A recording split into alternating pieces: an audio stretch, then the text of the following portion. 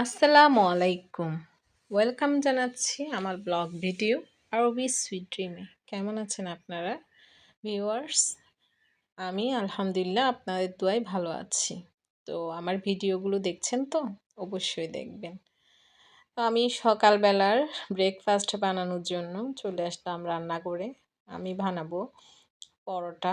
তো পরোটাটা আসলে বেলে বানানো হয়, কিন্তু আমি বেলে বানাই না। প্রতিদিন বেলাবেলির ঝামেলা না করে এভাবেই বানাই। আর বেলে বানালে ওটাতে আসলে কিছুই দেওয়া হয় না। এটাতে আমি এভাবে বানালে এখানে আমি ডিম অ্যাড করি ২ টা। যেহেতু আমার বাচ্চারা ছোট, ওদের একটু হেলদি খাবারের প্রয়োজন আছে। আর অয়েলটা অনেক কম ইউজ হয়। তেলটা মোটামুটি একটু করে দিলেই হয়। সে কারণে আমি, যেহেতু সয়াবিন তেল ছাড়া ডিম দিয়ে বানানো হয়, সে কারণে আমি এটাই বেশি বানাই। এই পরোটাটাই আমি বানাতে স্বাচ্ছন্দ্য বোধ করি সকালে। তো এটা মাংসের সাথে বা সবজির সাথে অথবা ডিম দিয়ে খেতে অনেক টেস্টি হয়। তো আমি পরোটাটা কীভাবে বানাচ্ছি দেখাচ্ছি আপনাদেরকে। সবাই অনেক ভালোভাবে বানাতে পারেন, এরপরও একটু দেখাচ্ছি বেলাবেলি ঝামেলা ছাড়া কীভাবে আমি পরোটাটা বানাই। পরোটাটা আসলে অতটাও অতিরিক্ত একেবারে নরম যে ধরলে ছিঁড়ে যাবে এই ধরনেরও হয় না, একদম পরোটার মতোই হয়। আপনি তেলটা আরেকটু ইউজ করে আরও বেশি কড়া করলে লাল লাল হয়ে যাবে। তো আমার বাচ্চারা যেহেতু বেশি লাল একদম খেতে চায় না, ওরা একটু সাদা সাদা জিনিস খেতে চায় বেশি, সেই কারণে এভাবে বানানো। তো আমি হাতে নিয়ে আপনাদেরকে একটু দেখাবো যে কীভাবে, এই তো এভাবেই হয় পরোটাটা, অনেক টেস্টি। বানিয়ে দেখবেন। ডিমটা আপনার যেমন ইচ্ছে তেমন, 3টা 4টা 2টা, অনেকে একটাও দেয়। তো আমি 2টা দিয়ে একটু ভালো হওয়ার জন্য। তো আসলে এভাবে পরোটাটা বানালে কি তাড়াতাড়ি হয়ে যায়, আর বেলাবেলিরও ঝামেলা হয় না, সকালবেলা তাড়াহুড়োও হয় না। তো আমার বাচ্চারা ব্রেকফাস্ট করতেছে। ব্রেকফাস্টের টেবিলে আজকে আমার আম্মু ওদেরকে সকাল সকাল গোসল করিয়ে দিয়েছে, কারণ বারান্দায় অনেক রোদ উঠেছে। আম্মু বলল, গোসল করে রোদ শুকাও, তারপর নাস্তা করো। এর কারণ হচ্ছে আসলে এখন সকালটা কিভাবে গড়িয়ে যায়, দুপুর হয়ে যায়, এদিকে তাড়াহুড়ার মধ্যে অনেকক্ষণ হয়ে যায়, ওদের গোসল করতে করতে বেলাটা শেষ হয়ে যায়। তো সে কারণেই হচ্ছে তাড়াতাড়ি করে গোসল করিয়ে দিল। তো ওরা নাস্তা খাচ্ছে। আর আমার বাচ্চাদের আসলে বাসায় বানানো নাস্তা খাওয়ার অভ্যাস আমি করিয়ে ফেলেছি, যার কারণে আমার কোনো সমস্যা হয় না। ওরা বাসায় নাস্তা খায়, অতটা তালবাহানা করে না। বাসার বানানো নাস্তা খেতে, কোনো জিনিস খেতে খুব পছন্দ করে। এখন আমি 4 কাপ হাতে নিয়ে বারান্দায় চলে আসলাম। বারান্দায় এসে গাছগুলোকে একটু দেখছি, কারণ আজকে একেবারেই সকাল সকাল আসা হয়নি, চা খেতে খেতে আসলাম। তো মাশাআল্লাহ পুদিনাগুলো আসলে সজাগ হয়ে উঠতেছে, সতেজ অবস্থা। তারপর হচ্ছে আমি বাহিরের ভিউ দেখতেছি, বাইরে সবাই কর্মব্যস্ততা শুরু। তো এখানে মাশাআল্লাহ আরেকটা গাছেও পুদিনা উঠেছে। এই গাছে মরিচ গাছ ছিল, সেটা আসলে হচ্ছে না দেখে আম্মু নিয়ে পুদিনা দিছে। আর এই গাছটাও মাশাআল্লাহ হয়ে গেছে মরিচ গাছ এটা। তো আমার এই মরিচ গাছটাও দেখি মাশাআল্লাহ উঠতেছে। তো চা খেতে খেতে এগুলাই দেখছিলাম। এটা বড় গাছ, এটা ছোট গাছ। হ্যাঁ, এটা বড় বল, এটা ছোট বল। হ্যাঁ।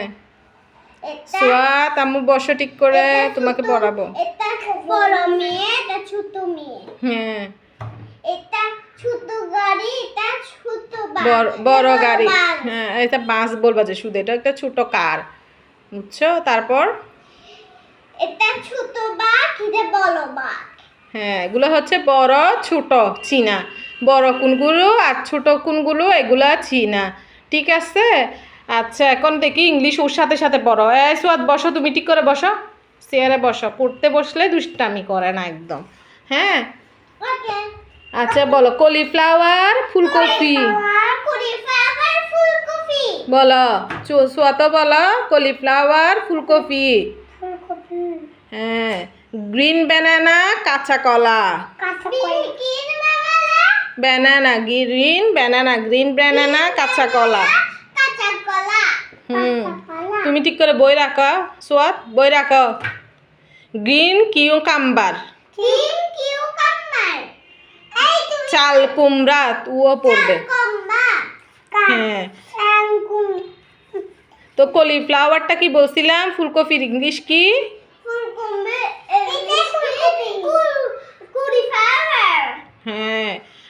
হচ্ছে যে কাঁচা কলার ইংলিশ কি হবে? এটা ফুলকপি। গ্রিন গ্রিন বেদানা। আর হচ্ছে যে তোমার মিষ্টি কুমড়াটা কি বলবা? শশাকে কি বলো? কিউকাম্বার। শসা হচ্ছে কিউকাম্বার। আর হচ্ছে চাল কুমড়ার ইংলিশ হবে যে গ্রিন কিউকাম্বার। Green cucumber. হ্যাঁ, তারপরে হচ্ছে যে আমরা মিষ্টি কুমড়া খাই। আচ্ছা, এটা হচ্ছে পামকিন। মিষ্টি কুমড়া ইংলিশ কি? পাম্পকিন। হ্যাঁ, তারপরে হচ্ছে যে তোমার বাঁধাকপি ইংলিশ কি? পাতাকপিটাকে কি বলবা? বাঁধাকপিটাকে বলবা যে ক্যাবেজ। ক্যাবেজ। মিষ্টি কুমড়াকে কি বলবা? পামকিন। পাম্পকিন। বেগুনকে বলবা যে ব্রিঞ্জেল। বেগুনকে বলবো যে ব্রিঞ্জেল। এভাবেই পড়তে হয়, বুঝছো? ওকে। বাচ্চাদের পড়ানো শেষ করে গোসল করে আসলাম রান্নাঘরে। সব কিছু এখনো ধোয়া হয়নি, তো এক পাশে রাইস কুকারে ভাত বসিয়ে দিয়েছি, কারণ আমার আজকে বেশি একটা রান্না নেই, তো তাড়াহুড়াও নেই। তো আমি কাজ করতেছি ধুইর, তো এই কাজগুলো করব এখন, আপনাদের সাথে গল্পও করব। তো আমরা যে আল্লাহ পাককে আসলে যে কোনো কিছুর জন্য বলি, যে কোনো কিছু বিরক্ত আসলে, কষ্ট আসলে বলি যে হ্যাঁ, কেন যে দুনিয়াতে আসলাম, এরকম কেন হচ্ছে, আসলে দুনিয়াতে না আসে ভালো হলো। আসলে এগুলো বলা আসলে ভালো না, কারণ এগুলোর জন্য আল্লাহর কাছে আসলে মাপ চাওয়া অতি দরকার। মানে এসব কথা বললে আল্লাহ নারাজ হন। কারণ আমরা দুনিয়ায় যে যতই কষ্ট হোক, আখিরাত থেকে আসলে কষ্ট কম হয়। দুনিয়ার মধ্যে মৃত্যুর পর যে যন্ত্রণা, আসলে যে কষ্ট, যে কবরের আযাব, দুনিয়ার আসলে কষ্টের থেকে শতগুণ আমরা কল্পনাও করতে পারি না। তো দুনিয়াতে যতই কষ্ট হোক, আসলে দুনিয়া থেকে চলে যাব বা দুনিয়াতে থাকবো না, কেন যে দুনিয়ায় পাঠাইলো আল্লাহ, এগুলা বলা আসলে ঠিক না। আসলে মানুষের মৃত্যু দরজায় করা নেই। আসলে মৃত্যুর পর মানুষের যে কিরকম কবরের আযাব হবে সে নিজেও জানে না। তো আমরা যে কর্ম করতেছি, সব কিছুর হিসাব কিন্তু আল্লাহকে মৃত্যুর পর দিতে হবে। তো সবসময় আল্লাহর শুকরিয়া আদায় করতে হবে, আল্লাহর প্রতি আসলে সন্তুষ্ট থাকতে হবে যে কোনো কাজের জন্য। তো আমরা আসলে যে কোনো পরিস্থিতিতে থাকি না কেন, আল্লাহর উপর সবসময় সন্তুষ্ট থাকবো। আল্লাহ আমাদেরকে এত ভালো রেখেছেন, তো আলহামদুলিল্লাহ, আলহামদুলিল্লাহ। কারণ হচ্ছে আসলে আমাদের মৃত্যুর পরের জীবনের কথা আসলে কল্পনাও করতে পারবো না। আমরা যেহেতু মুসলিম, আমাদের সব কিছুর হিসাব আল্লাহকে দিতে হবে। মুসলিমেরও দিতে হবে, কিন্তু ওরা তো বিশ্বাস করে না, সেটা আমরা এটা বিশ্বাস করি মনে প্রাণে। তো আমাদের যেহেতু হিসাব কিতাব আসলে আল্লাহর কাছে অনেক বেশি, সেহেতু যত আয়ু পাবো আল্লাহর কাছে ক্ষমা চাওয়ার জন্য ততটুকু সময় পাবো। যত আয়ু কম পাবো আল্লাহর কাছে ক্ষমা চাওয়ার সময়টাও কম পাবো। তো এটা আমাদের মাথায় সবসময় রাখতে হবে। আমাদের জীবনটা আসলে আল্লাহর একটা নিয়ামত। কারণ আমরা আল্লাহর কাছে ক্ষমা চাইতে পারতেছি যে কোনো কাজের জন্য। সেটার জন্য শুকরিয়া। তো আল্লাহ আমাদের নেক হায়াত দান করুক। তাছাড়া আজকে আসলে যেহেতু রান্নাবান্না নাই, সেহেতু আজকে একটু বাড়তি কিছু কাজ করব। আর আমার স্টাডি তো আছে, যেহেতু আমি ডাক্তার, আসলে এগুলো সবসময়ই প্র্যাকটিসের মধ্যে রাখতে হয়। প্র্যাকটিস না করলে আসলে সমস্যা হয়ে যাবে। তো বাসায় কয়েকজন পেশেন্ট দেখি, এগুলো মাঝে মাঝেই দেখি যেহেতু। তো আছি ওভাবেই। বাচ্চাদেরকে নিয়েও সারাদিন সময় কাটাতে হয়। বাচ্চারা দুষ্টামি করে, খেলাধুলা করে, এগুলা দেখি। ওদেরকে সবসময় চোখে রাখতে হয়, কারণ ওরা অনেক ছোট। একটু চোখের আড়াল হলে এদিকে ব্যথা পায়, ওদিকে ব্যথা পায়। তো ওভাবেই আমার সময়টুকু কাটে আসলে কাজে কর্মে ব্যস্ততা নিয়ে। তেমন একটা সময় পাই না নিজেকে দেওয়ার, তবু চেষ্টা করি। তো আমি আসলে খুব ব্যস্ততম সময় পার করি আমার হচ্ছে পরিবার নিয়ে, বাসায় বসে। তো এগুলাই আমি ভিডিও ব্লগে দেখানোর চেষ্টা করছি। দৈনন্দিন জীবন, নিজের জীবনের লাইফস্টাইল কেমন আসলে আমার, সেগুলাই। তো আমার কাজ শেষ। মুছে ফেললাম বেসিনটার সাথে। তো এই ছিল দুর কাজ কমপ্লিট করলাম, আর আপনাদের সাথেও একটু গল্প করে নিলাম সেই ফাঁকে।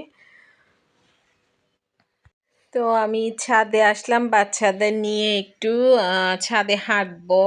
আর বাইরে দেখবো একটু খোলা আকাশের নিচে হাঁটাহাঁটি আর একটু রোদ পোহাবো, সেই উদ্দেশ্যে বাচ্চাদের আমি প্রায় সময় ছাদে নিয়ে আসি। আমাদের ছাদটা আসলে অনেক নিরিবিলি, আর এখানে কোনো ছেলে উঠে না, সব মেয়েরাই উঠে কাজকর্ম নিয়ে। তো এখানে আসলে মিস্ত্রিরা কাজ করছিল কালকে, আজকে করতেছে না। তো বাড়িওয়ালার কাছে এগুলো করছিল দেখে তেমন একটা ইদানিং একটু কম উঠতেছি।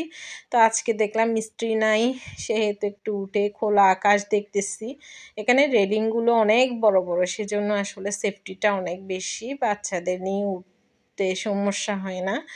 তো উঠলাম আর গাছগুলোকে ঘুরে ঘুরে দেখতেছি। আসলে ভালো লাগে, গাছ প্রকৃতি এগুলা অন্যরকম। আসলে আমরা যেহেতু শহরে বদ্ধ একটা পরিবেশে থাকি, তো সেহেতু আসলে খোলামেলা দেখলেই অনেক ভালো লাগে। তো আমাদের ছাদটা হচ্ছে, আমরা যেহেতু 6th ফ্লোরে থাকি, তো আমাদের ছাদটা আমাদের উপরেই। এটা হাফ ছাদ, উপরে আরেকটা আছে। তো এইটাতেই বেশি আসা হয়। তো এখানে অনেক গাছ আর সর্ষে গাছ উঠেছে ২টা ৩টা, মানে ভালো লাগতেছে গ্রামের মধ্যে সর্ষে ক্ষেত করেছে। এত সুন্দর লাগতেছে সর্ষে ফুলগুলো, এত সুন্দর লাগতেছে, মাশাআল্লাহ মাশাআল্লাহ, খুব সুন্দর আসলে ছাদ বাগানটা। তো হাঁটতেছি, ঘুরে ঘুরে গাছগুলোকে দেখতেছিলাম, আমার বাচ্চারাও গাছগুলো দেখতেছে। এটা ক্যাকটাস, এটা তো আমার এত সুন্দর লাগে, এটাতে আমি একবার আঙ্গুলও কেটে ফেলছিলাম হাত দিয়ে, এত সুন্দর, মানে এত সুন্দর কাটা কাটা। তো এখানে অনেকগুলো ঢেঁড়স গাছ আছে, এগুলা আসলে এখন হচ্ছে নতুন পাতা গজাচ্ছে, ভালোই লাগতেছে। ভাত পাতা খুব ভালো লাগতেছে গাছগুলাকে দেখে। এখন যেহেতু বসন্তকাল আসতেছে, আবার ফুল, এখানে গোলাপ চারাও আছে অনেক। তো এখানে হচ্ছে আহ, আসলে এই গাছটার অবস্থা খুব খারাপ, এটা তুলসী গাছ, এটা আবার পাতাগুলো ঝরে গিয়ে একেবারে তারপর আবার পাতা গজাবে, এরকমই হয় প্রতি বছর নাকি। আমি তো এসেছি এখন 1 বছরও হয় নাই। তো আমার মেয়েরা ধরতেছে, আমি মানা করতেছি, তো বলতেছে যে ছিড়বো না, একটু একটু ধরবো। ধরতে দিলাম। তো দুজনেই আসলে দেখতেছে গাছগুলাকে। বাচ্চারা আসলে খোলামেলা জায়গায় আসলে অনেক হ্যাপি হয়, ওদের মনটাও ভালো হয়ে যায়। তো আসলে মেধা বিকাশের জন্য খোলামেলা জায়গায় ঘোরানোটা অনেক প্রয়োজন। তো ছাদ থেকে আসার পর দেখলাম আম্মু ভর্তা বানানোর জন্য সব কিছু জোগাড় করে নিচ্ছে, এদিকে মরিচ আর রসুন টালতে দিচ্ছে। তো এটা হবে যে আপনার শুটকি ভর্তা। তো শুটকিগুলা আসলে গুঁড়া করাই আছে, এদিকে পেঁয়াজ কুচি নেওয়া হয়েছে। এই যে শুটকিগুলা শুকিয়ে ধুয়ে শুকিয়ে এগুলা ব্লেন্ডার করে রেখে দেওয়া হয়েছে, এগুলো দেখানো হয়নি। তো একটা ডিব্বার মধ্যে রাখা হয়েছে। আম্মু পেঁয়াজ কুচিগুলাকে আসলে ব্রাউন করে নিচ্ছে ভালো করে। পিয়া বেশি একটা বেরেস্তা করবে না, এগুলা হচ্ছে আপনার ব্রাউন করতে হবে। ব্রাউন করে নিলে আসলে ভালো হয়, ভর্তাটা খেতে অনেক টেস্টি হয়। তো এগুলা ঢেলে নিয়েছে, এখানে মরিচের সাথে অ্যাড করবে ভালো করে, সেজন্য ঢালা হচ্ছে। তো এভাবে ভর্তাটা বানালে আসলে অনেক টেস্টি হয়। তো আম্মুর ভর্তা করার পালা, আম্মু টেস্ট মতো লবণ দিচ্ছে, লবণ দিয়ে আসলে এগুলা মাখাবে এক একটা করে। তো এটা যেহেতু শুটকি ভর্তা, সেহেতু সব কিছু পরিমাণ মতো দিতে হচ্ছে। আর শুটকির গুঁড়োগুলো নিচ্ছে, যেগুলো ব্লেন্ডার করে রাখা হয়েছে সেগুলো। এটা একটা আসলে মশলার একটা ডিব্বা, ওটার মধ্যে আসলে মশলা শেষ হওয়াতে এটা ধুয়ে মুছে শুটকির গুঁড়া রাখছি। তো ওটা দেখানো হয়নি, কোনো এক সময় আবার করার সময় দেখাবো আমি কিভাবে করি। তো এখানে এগুলো আসলে আম্মু আমাকে হেল্প করে, আমি একা করি না, আম্মু আর আমি দুজন মিলেই করি। তো আম্মু ভর্তাটা মাখাচ্ছে, আসলে বাঙালি মানে হচ্ছে হাতে মাখানো, আমরা বাঙালিরা হাতে না মাখিয়ে কোনো কিছু আসলে টেস্ট করতে পারি না। তো যেই কথা সেই কাজ, হাতে সুন্দর করে মরিচগুলাকে মাখাচ্ছি, এখানে কাঁচা ঝাল দিয়েছি। আপনারা চাইলে আসলে শুকনা মরিচ চিলি ফ্লেক্স, যেটা চিলি ফ্লেক্সটা দিতে পারেন, ওটা দিলে আরও টেস্টি। কিন্তু এখন যেহেতু শীতকাল, কাঁচা মরিচের সময়, সেজন্য আমরা কাঁচা মরিচটা একটু টালিয়ে নিয়ে খাচ্ছি। আর যেহেতু আমরা দুজন, আমাদের পরিমাণ মতো করেই মাখাচ্ছি। আমরা দুপুরে শুধু আমি আর আম্মুই ভর্তা খাবো, বাচ্চারা তো খাবে না। আর আমার হাজব্যান্ড তো রাতে বাসায় এসে ভাত খায়, দুপুরে খায় না। তো আমরা দুজনের পরিমাপ মতো ভর্তাটা করছি। তো আম্মু আস্তে আস্তে সব কিছু অ্যাড করছে, কাঁচামরিচ, পেঁয়াজ, ধনিয়া পাতা, রসুনটাও তো এখানে দেওয়া হয়েছে। তো অ্যাড করে দিচ্ছে একে একে সবগুলোই ভালো করে মাখাচ্ছে যাতে সবগুলো একসাথে মিক্স হয়ে যায়, টেস্টটা বেড়ে যায়। আসলে ভালো করে মিক্স না হলে কোনো কিছুই টেস্ট হয় না। তো ভালো করে মিশাতে হবে এটা ভর্তাটা। আসলে অনেক টেস্টি, শুটকি ভর্তা এত টেস্টি, যারা খায় এটা আসলে তারাই জানে। এটা হচ্ছে চিংড়ি শুটকির ভর্তা। এটা চিংড়ি মাছ শুকিয়ে আসলে এটা ব্লেন্ডার করা হয়েছে। চিংড়ি শুটকি যেটা সেটাকে ধুয়ে শুকিয়ে তারপর ব্লেন্ডার করেছি তেলে চুলার মধ্যে। তো আম্মুর অলমোস্ট ভর্তা শেষ। সরিষার তেল অবশ্যই অ্যাড করেছে, কারণ সরিষার তেল ছাড়া ভর্তা খাওয়া যায় না। তো এই তো কমপ্লিট ভর্তা। তো এদিকে আমরা আসলে দুপুরে লাঞ্চের আয়োজন করছিলাম। আর বাচ্চারা বলছে একটু কম্পিউটারে বসবে, মাম্মা একটু বসবো। তো কম্পিউটারটা ছেড়ে দিয়ে আসলে ABCD-গুলো লিখতে বলছিলাম আমার বড় মেয়েকে। দেখতেছি আসলে এখানে চিনে নাকি ওয়ার্ডগুলা। তো মাশাআল্লাহ ও তো এখানে ওয়ার্ডগুলা চিনতেছে আর লিখতেছে। আমার ছোট মেয়েও সাথে সাথে উল্টাপাল্টা টিপ দিয়ে ওর লেখাগুলোকে অবস্থা খারাপ করে দিচ্ছে।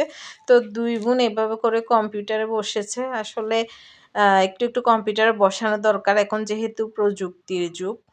তো যার আসলে যেভাবেই হোক একটু প্রযুক্তির দিকে বাচ্চাদেরকে মনোযোগী করা দরকার আছে। কারণ না হলে আসলে প্রযুক্তির থেকে অনেক পিছিয়ে পড়বে। আর এখন তো পড়াশোনা যেকোনো কিছু প্রযুক্তির বাহিরে কিছু না। তো কম্পিউটারে ও আসলে ABCD-গুলো লিখছিল আর আমি দেখতেছি আসলে হচ্ছে মাশাআল্লাহ ওয়ার্ডগুলো।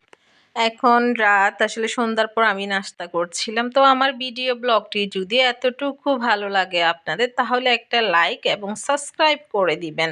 তো বেলকনিতে আসলাম, একটু ভিউ দেখতেছি। ভালো থাকবেন সবাই আগামী দিনের আশায়। Thanks for watching. আল্লাহ হাফেজ।